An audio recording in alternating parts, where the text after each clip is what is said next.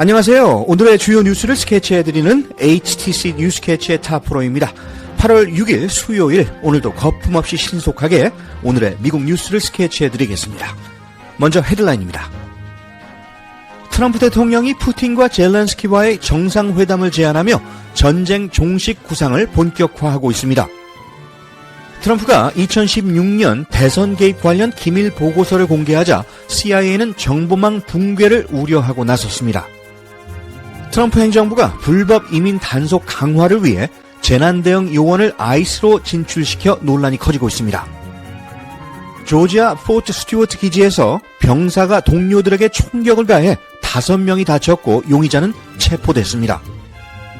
트럼프가 DC 범죄율을 문제 삼아 시 정부 자치권을 박탈할 수 있다고 경고했습니다. 행정부가 mRNA 백신 개발 예산을 끊자 전문가들은 미국의 미래 의료기술이 위협받고 있다고 비판했습니다.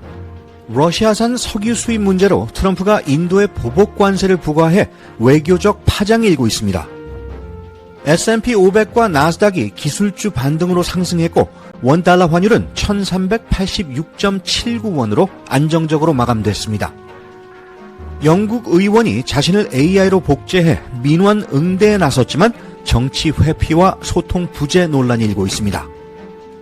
하버드 연구진이 쥐 실험을 통해 리튬 부족이 치매를 유발한다는 가능성을 확인했습니다. 지금까지 오늘의 헤드라인이었습니다. 오늘도 뉴스캐치를 찾아와 주셔서 감사드립니다. 오늘 첫 소식입니다. 트럼프 대통령이 러시아 푸틴 대통령, 우크라이나 젤렌스키 대통령과의 3자 정상회담을 추진하고 있다는 소식이 전해졌습니다.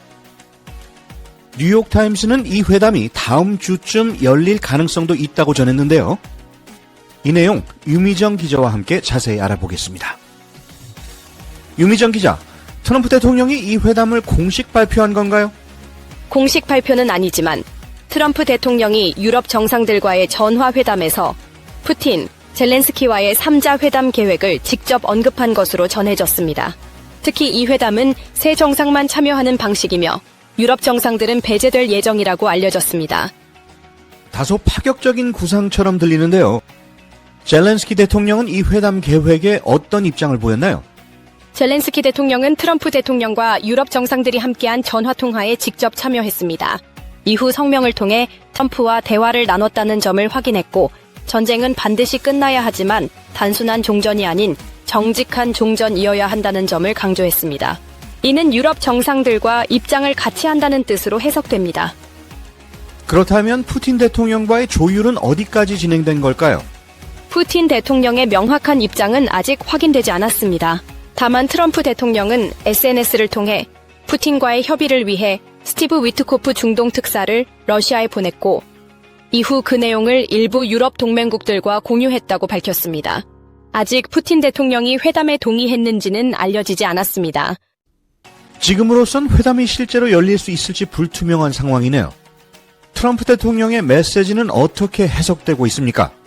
트럼프 대통령은 SNS에 모두가 이 전쟁이 종식되길 원한다는 입장을 밝히며 앞으로 며칠 또는 몇 주 안에 그 방향으로 행동에 나설 것이라고 말했습니다. 사실상 회담 성사에 강한 의지를 내비친 것으로 보입니다. 특히 푸틴과의 접촉을 통해 실무 논의가 일정 부분 진전됐다는 인상을 주며 중재자로서의 역할을 자임하고 있다는 평가도 나옵니다. 이 회담이 실제로 성사된다면 세계적으로도 큰 파장이 예상되겠네요. 트럼프 대통령의 이 같은 구상에 유럽 정상들은 어떤 반응을 보였나요? 유럽 정상들은 회담에 직접 참여하지는 않지만 트럼프의 계획에 대해 반대 입장을 보이진 않았습니다. 영국의 키어 스타머 총리, 독일의 프리드리히 메르츠 총리, 그리고 나토의 마르크 류터 사무총장이 이번 통화에 함께했으며 젤렌스키 대통령의 정직한 종전 입장에 공감한 것으로 알려졌습니다. 실질적인 반대 없이 수용하는 분위기로 해석되고 있습니다. 이번 회담 추진이 어떤 결과로 이어질지는 아직 미지수지만 트럼프 대통령이 푸틴과 젤렌스키를 단독으로 마주 앉히려 한다는 점에서 국제적 관심이 집중되고 있습니다.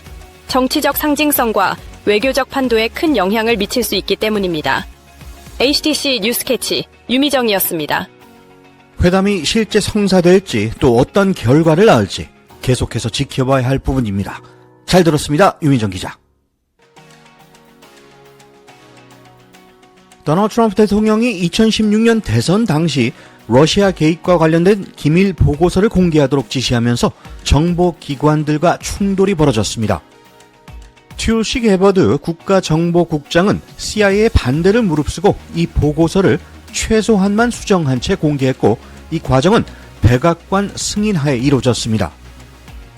보고서에는 블라디미르 푸틴이 힐러리 클린턴보다 트럼프를 선호하며 그를 돕기 위해 개입했다는 내용이 포함되어 있으며, CIA 인적 정보원과 전자감청 내용도 담겨 있어 국가 안보 위험성이 크다는 지적이 나옵니다. 민주당과 전직 정보 당국자들은 첩보망 붕괴 우려가 크다며 강하게 반발했습니다. 공개된 46쪽 분량의 이 문서는 원래 하원정보위원회 공화당 측이 작성했으며, 오바마 행정부가 러시아 개입 사실을 조작했다는 주장도 담고 있어 논란을 증폭시키고 있습니다. 트럼프 행정부가 불법 이민자 대규모 추방을 준비하며 연방재난관리청에 직원 수십 명을 이민세관 단속국 ICE로 전격 전출시켰습니다. 이들은 향후 90일간 ICE 채용과 신원 확인 업무를 돕게 됩니다. 하지만 이로 인해 FEMA는 허리케인 시즌을 앞두고 재난 대응 인력이 크게 줄어들게 됐습니다. FEMA 내부에서는 인력 공백이 커질 경우 재난 발생 시 대혼란이 불가피하다는 우려가 터져나오고 있으며, 특히 텍사스 홍수 등 진행 중인 재난 대응에도 타격이 예상됩니다. 일부 직원은 여전히 FEMA에 남아있지만 ICE 인사 관련 업무를 수행 중입니다. 현재 행정부는 FEMA의 예산과 역할을 축소하고 있으며, 트럼프 대통령은 FEMA 폐지를 언급한 바 있습니다. 내부 관계자들은 이제는 조용히 기능을 질식시키는 수준이라며 위기를 경고하고 있습니다. 조지아주 포트 스튜어트 미군 기지에서 병사 1명이 동료들에게 총을 발사해 5명이 부상을 입는 사건이 발생했습니다.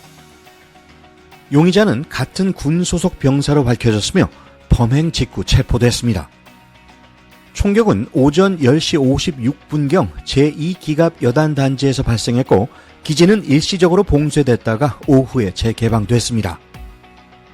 부상자들은 윈 육군병원으로 이송됐으며, 현재 사건은 연방수사국 FBI와 육군범죄수사대가 공조 수사 중입니다. 해당 기지는 미 육군 제3보병 사단 소속으로 약 2만 명의 병력이 주둔하고 있으며, 최근에도 훈련 중 사망사고가 이어져 안타까움을 더하고 있습니다. 트럼프 대통령은 사건 보고를 받았으며 백악관과 조지아주 정치권은 깊은 우려를 표명했습니다. 트럼프 대통령이 워싱턴 DC의 범죄 급증을 이유로 시정부가 치안을 바로잡지 않으면 도시를 연방정부 직할시로 만들겠다고 경고했습니다. 그는 청소년 갱단의 폭력 사건을 언급하며 DC는 전 세계가 주목하는 도시인 만큼 안전하고 아름다워야 한다고 주장했습니다. 이는 트럼프가 예전부터 워싱턴은 범죄 도시라며 자치권 박탈 가능성을 언급해온 연장선으로 보입니다. 하지만 워싱턴 포스트에 따르면 DC의 행정권을 연방이 직접 인수하려면 법 개정이 필요하며 대통령 단독으로는 불가능합니다. 트럼프의 이 같은 발언은 치안 강화와 강경 대응 기조를 대선 전략으로 삼고 있다는 신호로 해석되고 있습니다. 트럼프 행정부가 mRNA 기반의 감염병 대응 백신과 치료제 개발 예산 5억 달러 규모를 전면 중단했습니다. 이번 결정은 조류 독감, H5N1, mRNA 백신 등 20여 개 프로젝트에 영향을 미쳤으며, 공중보건 전문가들은 미래 팬데믹 대응 능력을 스스로 약화시킨 것이라고 강하게 비판했습니다. 보건복지부 장관 로버트 F. 케네디 주니어는 mRNA 기술이 상기도 감염에 효과가 없고 변이에 뒤처진다며 예산 중단을 정당화했지만, 과학자들은 이 주장이 왜곡됐다고 반박했습니다. 특히 mRNA 백신은 빠르게 업데이트가 가능하고 코로나 위기 당시 신속한 대응을 가능케 한 기술로 2023년에는 관련 연구자들이 노벨 생리의학상을 수상하기도 했습니다. 의료계는 이번 조치가 혁신을 위축시키고 미국의 백신 기술 선도력을 스스로 무너뜨리는 결과를 낳을 수 있다고 경고하고 있습니다. 도널드 트럼프 대통령이 인도를 겨냥해 관세를 기존 25%에서 50%로 2배 인상하기로 결정했습니다. 인도가 러시아산 석유를 대량 구매하고 이를 다시 시장에 되팔아 이득을 보고 있다는 이유에서입니다. 트럼프는 우크라이나에서 사람들이 죽는데도 인도는 개의치 않는다고 주장하며 이번 조치를 정당화했습니다. 하지만 전문가들은 이번 조치로 인해 미국 소비자들이 더 높은 물가를 부담하게 되고 인도와의 전략적 동맹이 흔들릴 수 있다고 경고했습니다. 인도 외교부는 불공정하고 근거 없는 결정이라며 강하게 반발했고 야당은 모디 총리를 관세 한 방에 무너진 외교라며 비판하고 있습니다. 인도는 러시아 원유의 최대 수입국이자 무기 수입의 36%를 러시아에 의존하고 있어 이번 조치는 인도 외교의 큰 시험대가 될 전망입니다. 오늘 뉴욕 증시는 애플의 대규모 투자 발표와 기술주 반등에 힘입어 상승 마감했습니다. S&P 500 지수는 0.7% 올라 6,345.06에 마쳤고 나스닥은 1.2% 상승한 21,169.42를 기록했습니다. 다우존스 산업평균 지수도 0.2% 오른 44,193.12로 마감했습니다. 한편 외환시장에서 원달러 환율은 1,386.79원의 거래를 마치며 전일 대비 소폭 하락했습니다. 시장은 미국 연준의 인플레이션 지표와 주요 기업들의 실적 발표를 주시하고 있습니다. 영국 하원의원 마크 스워즈는 쏟아지는 민원 메시지를 감당하지 못하자 스스로를 AI로 복제했습니다. AI 마크는 그의 말투와 억양까지 그대로 재현하며 유권자와의 소통을 돕는 도우미 역할을 맡았습니다. 하지만 발표 직후 더 소통 단절이 되는 것은 아니냐, 게으르고 환경에 해로운 발상이라는 비판이 쏟아졌습니다.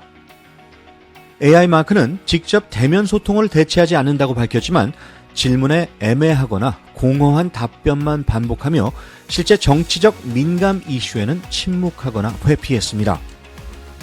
반면 지역 축구팀 리즈 유나이티드에 대한 애정만은 드러냈습니다. AI 정치 실험은 영국뿐 아니라 스웨덴 총리, 미국 지방선거 후보들도 시도하고 있어 앞으로 정치 영역에서도 인간 대 인공지능의 경계가 더욱 논쟁이 될 전망입니다. 하버드 의대 연구진이 7년에 걸친 연구 끝에 리튬 금속의 결핍이 알츠하이머 발병에 큰 영향을 미친다는 사실을 밝혀냈습니다. 연구팀은 아주 적은 양의 리튬 오로타트를 치매 증상이 있는 쥐에게 투여한 결과 기억력과 뇌 기능이 회복되는 놀라운 효과를 확인했습니다.